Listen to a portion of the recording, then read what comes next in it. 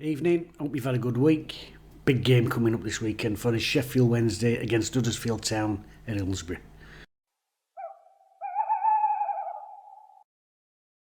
I've got a real feeling that we're going to get 3 points this weekend. I've got a sense of positivity inside me for the first time in a long time. Cisco Munoz has gone 10 games without a win. Wednesday obviously struggling, but despite that, I think we can be in positive mood going into this weekend. Neil Thompson's first game in charge as caretaker, I think that'll have a massive impact on the players. I think that'll help him relax, and as I say, nearly every video I do, I think you've got to be relaxed to do things well. I think the players will respond to that. He knows the characters, he knows the personalities, and I think that'll help get a better performance out of them than we've seen so far this season. Now, it won't be an easy game, of course. Huddersfield above us in the table. A couple of good results. They've had a couple of draws more recently. However, they've also had a manager turnaround recently, albeit theirs was by choice. But nevertheless, when you're changing managers and they're changing their style of play, changing the tactics and formations and everything else, it can take time for players to adapt to that. In fact, a lot of Huddersfield Town supporters aren't actually that convinced about the change that they've made so far. I've never seen Town play that bad before. I turned it off. Poor performance, poor team selection, poor subs last week against Ipswich.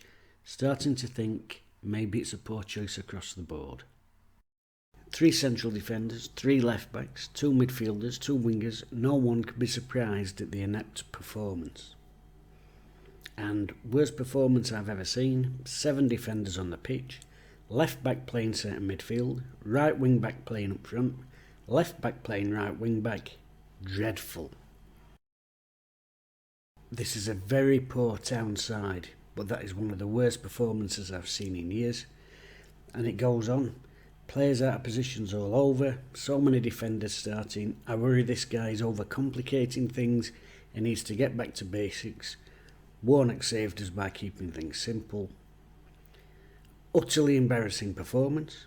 I'm starting to think this was a bad move. It could quickly kill the positivity from the end of last. And he's a nice guy, but that was shit. Get Warnock back. So, Town fans not totally enamoured so far. I think the press have put a slightly different slant on it. Obviously got that injury time equaliser in his first game in charge. I mean, if you'd listened to some commentators, you'd have thought he'd gone on into penalty box and scored it himself. Do you know what I mean? So I think there's that narrative of Darren Moore liking last minute goals. They were clawed back against Ipswich. Obviously that's a cracking result for them despite the fact they were clawed back. However, apparently they weren't happy. Some of the substitutions they found a bit puzzling. And of course, in midweek they took an absolute pummeling. So, not totally enamoured with Darren Moore. He's gone in there. And if you remember when he first came to Hillsbury, and especially our first season in Division 3, we were accusing him of similar things. Lots of tampering, lots of tinkering, lots of faffing about. Remember Corbyn who were in, then he were out, Chiripo were in and out, 4-4-2, 4-3-3, 3 at back. And it took him a few months until he settled on his 3-5-2 that eventually brought success. If we're seeing history repeating itself, it might be another couple of months before Huddersfield settle into that rhythm. Hopefully it's a couple of months where they're getting bad results and we can claw back on them. As for Wednesday, what will Neil Thompson go with? Well, there's a possibility for continuity, and after the successes of last season, he might stick with a 3-5-2. If Neil Thompson does decide to stick with a 3 at the back, I think we could see a team like this. Iorfa, Bernard and Palmer at the back. Firmino's not fit, Palmer's the obvious replacement. I'd have Patterson in. I just think he gives you energy down that side and a bit of fighting spirit, good in both boxes in air. And I won't be surprised at all, however, we're set up to see Reece James recalled in on left-hand side. Obviously, there's question marks about the fitness of Barry Bannon and Josh Windass. If them two aren't fit, I think we could still see a quality midfield with Volk sat in there, winning the ball, allowing Byers and Bannon or Byers and Buckley to get forward, supporting the attack and really giving us some forward impetus, which is something we've missed this season. I'd put Gregory in there. I still think he's our best finisher if Windass isn't around. And obviously Masaba, he just gives us that pace and that ability to stretch teams. Or he's his own man after all. He might go to a flat back four. I'd have no problem with that at all. As you all know who watches these videos, I'm a back four man myself. I always prefer a back four if there's a choice in the matter. Now I know I've been an advocate for playing two up front. If we're playing three at the back, I'd always want to play two up front.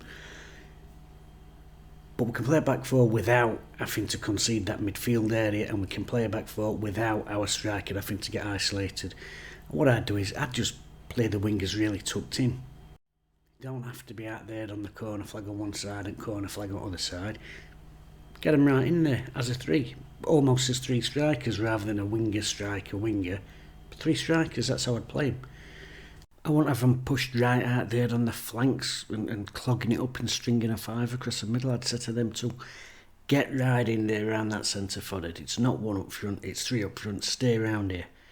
And if we lose ball, we can close down as a column. It's one of the easiest things in the world to do. It's one of the basic things you can do in this system. Close down as a column. They all move across left, or they can all move across right the other way.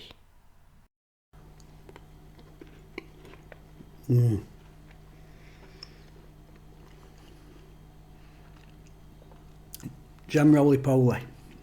Gotta have a treat on a Friday night. Now, even if we do get the win, and I really, really believe we can get the win, it still might not be enough to get us out of that bottom spot, because Rotherham United 3 points ahead of us. They've got a very tough trip to Southampton ahead. Long journey down there and a tough prospect. So we could at least go level with them tomorrow if we can get that win. Huge weekend for Wednesday ahead. I'm confident we can get the result. I hope you believe we can do it as well. Let's get behind Neil Thompson and the boys and bring 3 points home. Can't bring them home. We're already at home. What a bellend.